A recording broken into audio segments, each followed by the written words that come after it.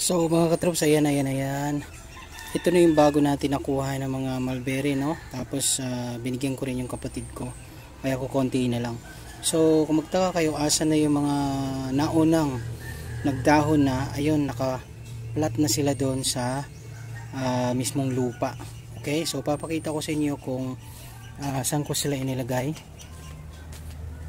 Yan.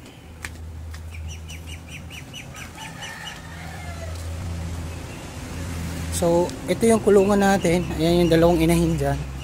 Ito yung daluyan ng tubig nila. Ayan, dito ko siya itinanim kasi napaka rich ng nutrient niyan. Ayan. So ayan na yung mga katroops, yung itinanim ko doon na nakapat ng sama-sama. So ayan, makikita nyo ang ganda na nung tubo niya. Okay, so ito yung mulberry. Bale tatatlo lang yung nabuhay doon sa Madre de Agua natin. Ayun, yung nakaseparate na maliliit, yan lang yung nabuhay na Madre de Agua. Pero lahat po ng mulberry ang gaganda ng dahon. So ayan na sila, dito na sila magpapayabong. Okay, kasi daluyan ng tubig yan dyan, may faucet. So maganda yung lagi silang nadidiligan. Okay,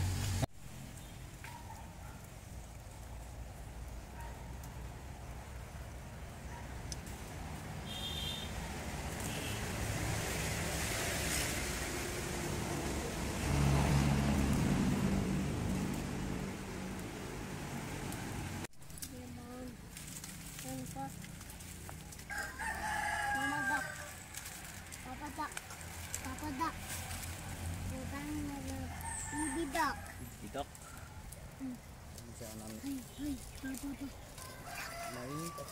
Lagpang.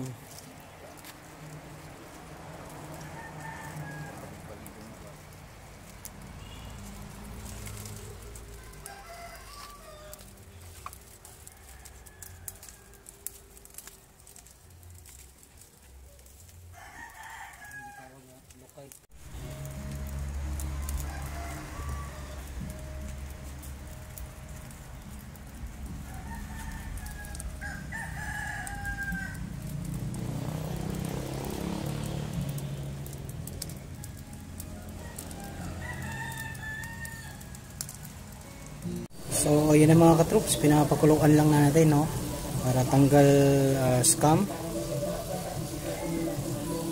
Yan, para tanggal scum mga katroops. Tapos ayan, tinimlahan na rin natin. Tapos mamaya adobohin natin.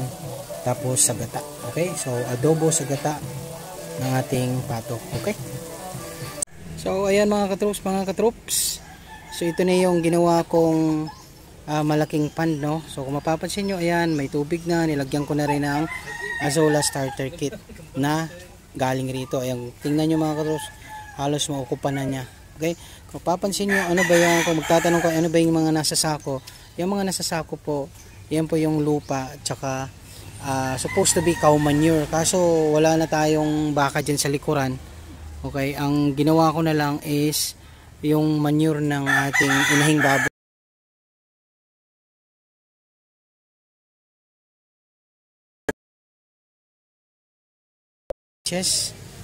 Galing sa bottom, ganun din dito. Tapos ito, kung mapapansin nyo, meron ako nito, ito, kasi ito yung hihilain ko sa pinaka bottom para magkaroon ng dusting, magkaroon siya ng magiging murky yung tubig, parang nutrient niya. Okay, so ayan mga katroops, yung update sa ating pangalawang Azolla pond, trapal pond. Okay, so maganda yung naging tubo ng una. Hopefully ganun din yung pangalawa, para makapag set up rin tayo ng pangatlo tsaka pang-apat doon, hanggang sa dumami, mabuo natin to, para yun ay magiging source natin ng organic feeding sa ating mga alagang hayop. Ganun din naman yung natin mga katroops, yung mulberry natin na nandun, naka-screen na green. So maliliit pa lang sila, pero mabilis lang yumabong yung dahon. So naka-ready na rin yung kinuha natin na nakaraan, nakapat na rin sila doon. So ayan, pag yumabong lahat ng mga katroops, 110% wala na tayong problema sa pagkain ng ating mga alagang hayop, mga Muscovy ducks, manok na pansabong, manok na inahin, or native chicken, mga alagang baboy, aso, rabbit, kambing, ano pa man yan, pwede na sila rito sa 40% na halaman, which is nagdudulot ng 40% na protein. Okay? So ayan mga katroops, ang ating update sa ating Azolla Trapalpan. Okay?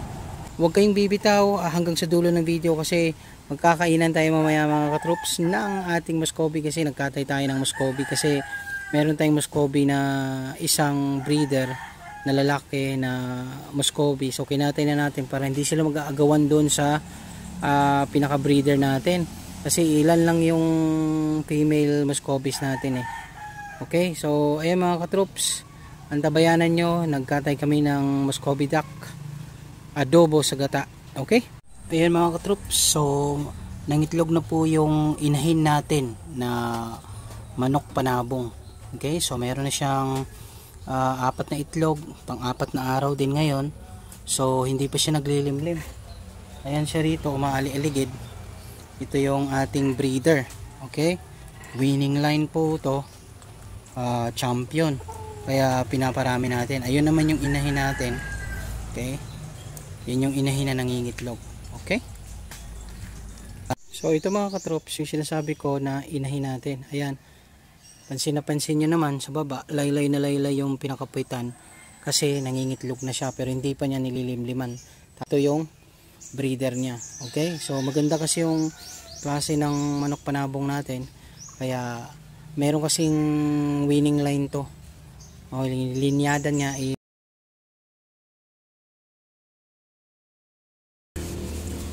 alright mga katroops, so ito na yung adobo sa gata na Muscovy ducks. Okay, so kainan na mga katroops, let's go. Ayun, what up mga katroops. So ayan, medyo maulan na naman ngayon mga katroops, maulan na naman, basa na naman yung paligid. So hindi pa tayo nakapaglinis sa ating pond, no, kasi umulan na yan, nagkalat yung Azolla sa gilid. Pero mamaya aayusin natin yan, tatanggalin natin. So usual na maglilinis tayo, tatanggalin natin yung mga dahon. Ayan, so kung mapapansin nyo, nagpatubig ako, mahina lang para mapapanatili natin yung lamig ng tubig pang sakaling uminit man. At meron din syempre tayong sukatan, alam ko kung bumaba yung tubig o hindi, o dumami. Gaya nun mga katroops, huwag nyo palang kalimutan, lalagyan nyo ng drainage palabas yung trapalpan nyo para pag tumaas yung tubig, umulan o anuman, lumakas yung ulan, ayan, syempre aapaw yung tubig dyan. So hindi na kayo mangangamba pag tulog kayo na ma-wash out yung mga Azolla natin kasi merong drainage. Doon lang sa drainage, sa mismong tube o kaya PVC, lagyan nyo lang ng screen doon sa loob para yung Azolla of course hindi tumapon. Okay, so depende sa inyo kung anong klaseng drainage gawin nyo, pero ayan, sariling gawa ko lang yung kulay blue na yan, PVC na maliit. Okay, yan yung nilagay ko. Ganun din dito sa kabila, may nilagay din ako. So ayan, napaka importante na panatilihin na malinis din yung pond. Lagyan lagi ng nutrient. Okay, yung nutrient niya simple lang yung ginawa ko, yung manure nga ng inahin natin na baboy na pinatuyo ko muna kasi wala na nga tayong